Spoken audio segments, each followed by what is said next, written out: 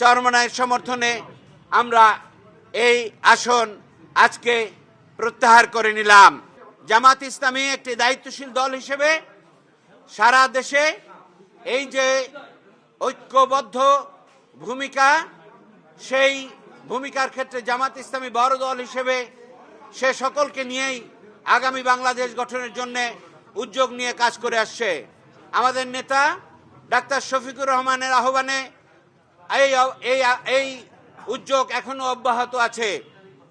সেই জন্যে আগামী দিনের রাজনীতি সহনশীলতা, সহমর্মিতা, ভ্রাতৃত্বের মধ্য দিয়ে সকলের সম্মান এবং মর্যাদা সমন্বিত রেখে বাংলাদেশে যেন আবারও আমরা সকলে মিলে ঐক্যবদ্ধভাবে ভূমিকা নিয়ে কাজ করতে পারি।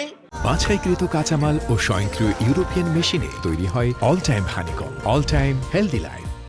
এই জন্যে আমরা বরিশাল ৫ আসনের এই জামাত এবং ১০ দলীয় জোটের প্রার্থী হিসেবে জামাত ইসলামের সিদ্ধান্তক্রমে আমরা চরমনায়ের সমর্থনে আমরা এই আসন আজকে প্রত্যাহার করে নিলাম এবং আমরা